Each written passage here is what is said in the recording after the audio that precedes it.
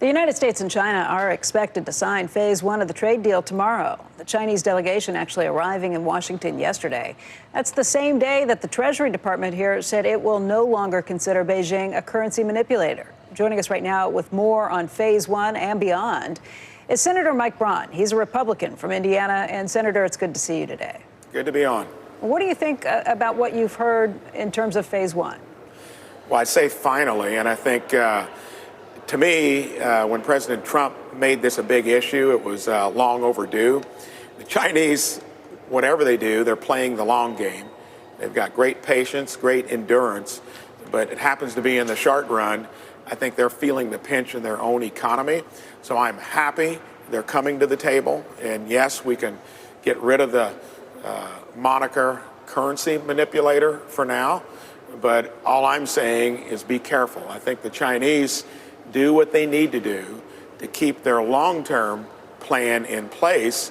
And I think they've been executing that fairly well. So it remains to be seen whether they're going to quit stealing technological stuff, doing the forced technology transfers, producing these huge gluts like in steel, dumping it on the market. So I'll be real careful to see if their behavior in general is changing, because I think they'll do stuff like this between now and whenever they think they might have us in terms of their long-term plan. So glad they're coming to the table in phase one. Let's talk about some of those details. In terms of U.S. goods, the Chinese have agreed to add $200 million in additional U.S. goods that they import over the next 2 years. It's using 2017 as a benchmark. That comes not only in the form of agricultural and energy products, but also manufacturing and services. It does look like they are agreeing to do less of the forced technology transfer. But as you mentioned, verification is a little bit of a tricky question here. How should we be handling enforcement? How do we check up on it? Well, we do. Let's trust in terms of the agreement and verify very carefully, because farmers have been in a real pinch, and the agriculture markets are looking weak due to a chronic oversupply, high input costs, and this is a real breather for them. They had a heck of a year in 2019. So just for the agricultural component, I'm less worried about big corporations who have taken conscious efforts to either move their supply chain there.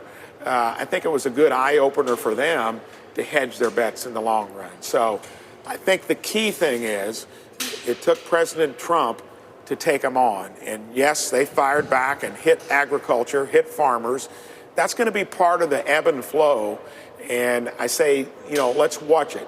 If they really start changing behavior, blend into the fabric of world trade in general, it'll be good for them and us. And I think they will find out that they might even become a currency that people would have confidence in if they liberalize their political system in the long run, and they don't do this just for show, and they really change their behavior. If they don't change on every level, let's say they make a lot of agricultural purchases, that's important to the farmers in your state. If they don't follow through on some of their other promises, like the forced technology transfer, what do you think the president should do in response? Well, first of all, it's highly visible, and I think the president will do what he's done up to this point. He'll say, hey, you're not living up to your end of the bargain, and there will be issues. I don't like tariffs. I'm a free trade, free market guy, but I think he used them properly here, because I don't think anything else would have gotten their attention. So over time, you think the tariffs should come back on if they're not living up to their end of the bargain? I think that will be up to President Trump in terms of he's obviously understands how you work with the Chinese more than any other president it did up to this point. And if you need to, yes. But I'm hoping, let's give it the benefit of the doubt, this is to where they've become more normalized in their behavior, and we both mutually benefit. It'll especially help agriculture. Farmers are hurting a lot more than any other sector of the economy, and I'm happy for that in and of itself. Senator, what do you think about the economy? Obviously pretty strong to this point. What concerns you when you look on the horizon? What makes you think that this could be a good year? Well, first of all, when they did the Tax Cut and Jobs Act in December of 2017, I'm a Main Street entrepreneur. I come from the small business world, and it's never been better. C Corps always take care of themselves. Lowering their nominal rate from 35 to 21 didn't mean a lot because they had an 18% effective rate.